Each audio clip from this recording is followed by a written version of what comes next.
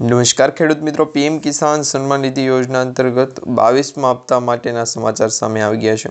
હવે મિત્રો, પીએમ કિસાન યોજનાનો 22મો હપ્તો ખેડૂતોના ખાતામાં કઈ તારીખે જમા થશે? શું 22મો હપ્તો મિત્રો 4000 રૂપિયાનો હશે અને ઉત્તરાયણ ભેટ નિમિત્તે તમને આ હપ્તો મળશે કે નહીં?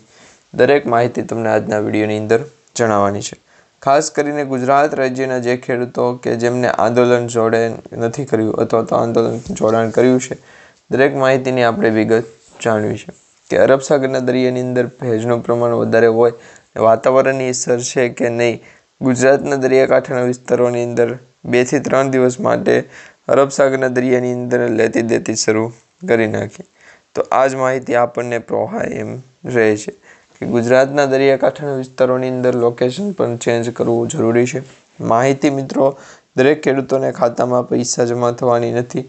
અત્યારે જે માહિતી છે કે વરસાદ, પીએમ કિસાન સન્માન નિધિ યોજનાનો હપ્તો, માનધન યોજના દરેક હપ્તા એકસાથે ભેગા થવાની સંભાવના શું કે વાતાવરણની અંદર 1-2 દિવસની અંદર વરસાદ પડી શકે।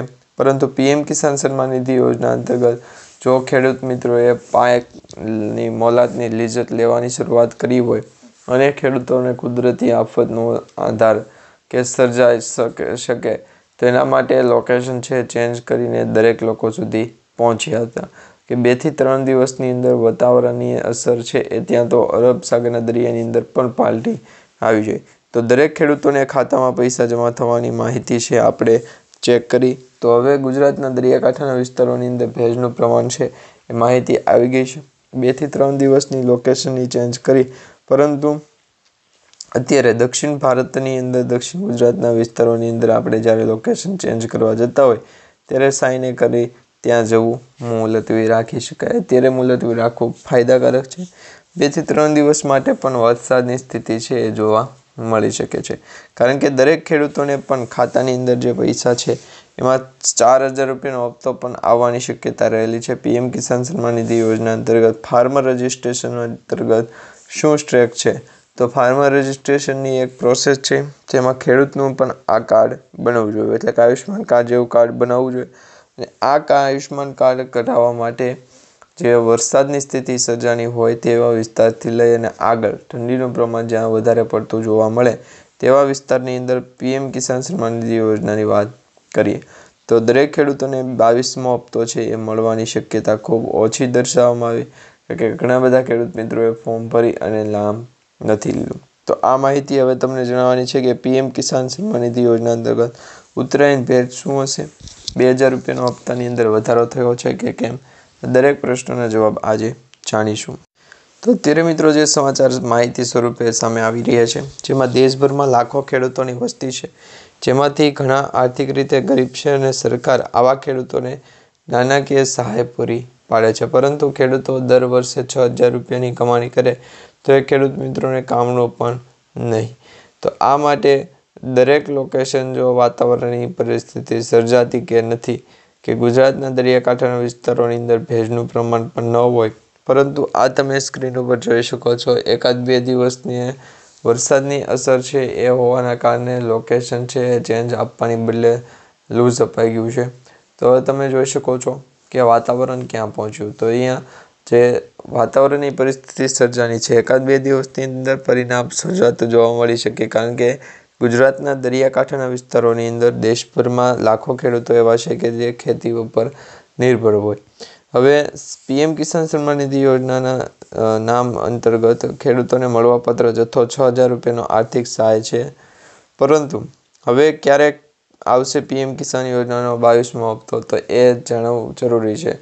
સરકાર તરફથી તો પીએમ કિસાન યોજના અંતર્ગત જ્યારે પણ અપડેટ આવું, કારણ કે બપોરે વહેલી સવારે ફોન કર્યો ત્યારે વિજય કાકાને ત્યાં, તો આ પ્રકારે વાતાવરણની પરિસ્થિતિ સર્જાય તો ગુજરાતના દરિયાકાંઠાના વિસ્તારોની અંદર ખેડૂતોને પણ ભારે નુકસાન સર્જાતું જોવા મળે। હવે પીએમ કિસાન યોજના અંતર્ગત રજિસ્ટ્રેશન કરાવ્યું હોય તો ફાર્મર આઈડી કાર્ડ છે બનાવવું ફરજિયાત છે। હવે ખેડૂતોએ 22મા હપ્તાની રાહ જોઈને બેઠા છે, પરંતુ ફાર્મર આઈડી કાર્ડ નથી કઢાવ્યું તો હપ્તો અટવાઈ જશે।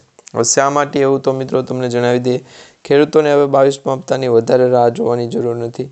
સરકાર દ્વારા ખોટા નામ જે કાઢાવે છે, KYC કરાવે છે અને ખોટી રીતે 2000 રૂપિયાના હપ્તાની કે પછી મુખ્યમંત્રી ભૂપેન્દ્રભાઈ પટેલ અને રાજ્ય કક્ષાના મંત્રીઓ દ્વારા જે ભેટ આપવામાં આવ્યું હોય એનો ખોટી રીતે ઉપયોગ કરી દુરુપયોગ કરે તો એવા માણસોને આપણે નથી લાવતા. તો સરકાર તરફથી જે પીએમ કિસાન યોજનાની જે તારીખ વિશે વાત કરવામાં આવી તમને જણાવી. તો ખેડૂતોને 22મો હપ્તોની જે રાહ છે એ રાહ સરકાર દ્વારા આ માટેની સત્તાવાર તારીખ હજુ સુધી છે એ જાહેર કરવામાં નથી આવી, પરંતુ એવું માનવામાં આવી રહ્યું છે કે આગામી હપ્તો ટૂંક જ સમયની અંદર ખાતાની અંદર જારી કરવામાં આવશે ને 2000 રૂપિયાનો હપ્તો છે એ બેંક ખાતાની અંદર જમા રહેશે.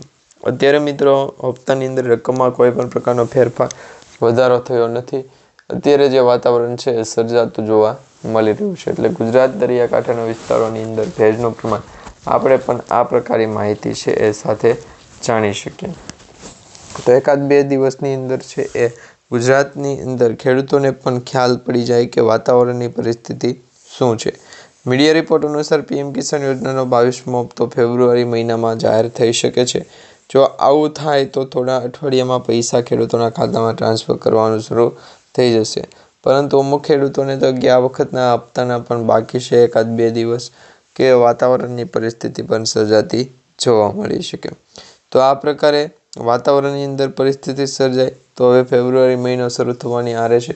તો ત્યાં સુધી ફેબ્રુઆરી અને ગુજરાતના દરિયાકાંઠાના ટોપ મોડેલો આર્ટિકની અંદર આગાહી સ્વરૂપે માહિતી જણાવી કે જેની અંદર 2000 રૂપિયાનો જે હપ્તો છે ઈએમઆઈના સ્વરૂપે 6000 રૂપિયા કે 15000 રૂપિયા સુધી પહોંચાય. તો આ માહિતી છે ત્યાં સુધી વાતાવરણની પણ પરિસ્થિતિ સર્જાય તેવી આગાહી આપણે જાણી માહિતી સ્વરૂપે આગળ વધીશું. તો ફટાફટ તમારે પીએમ કિસાન યોજના અંતર્ગત ફાર્મર રજિસ્ટ્રી માટે એક કામ કરવું પડશે. હવે ખેડૂતોએ હપ્તા પહેલાં કેટલાક મહત્વપૂર્ણ કામ કરવા જરૂરી છે. પીએમ કિસાન યોજના હેઠળ સૌથી મહત્વપૂર્ણ ઈ-કેવાયસીનું કામ છે. સરકારે કહ્યું છે કે ઈ-કેવાયસી વિના કોઈ પણને છે અનાજ મળશે નહીં. સસ્તું અનાજ મેળવવું હોય તો ઈ-કેવાયસી જોશે અને ન મેળવવું હોય તો પણ ઈ-કેવાયસી નહીં મળે. તો બેમાંથી એક ઓપ્શન છે. ઈ-કેવાયસીને આપણે છે એ ફરી વખત જંગલની અંદર છોડી મૂકશું. તો આ માટે મિત્રો પીએમ કિસાન યોજના અંતર્ગત રજિસ્ટ્રેશન કરાવો તો તમારે ફાર્મર આઈડી કાર્ડનું ફાર્મર એગ્રીસ્ટેક પ્રોજેક્ટનું છે એ કાર્ડ કઢાવવું પડશે. ફાર્મર આઈડી કાર્ડ કઢાવવા માટે 2 થી 3 મિનિટનો સમય લાગશે અને એ પણ તમે ઓનલાઈન કઢાવી શકો છો. તો વહેલી તકે તમે કઢાવી નાખો તો સારું કહેવાય.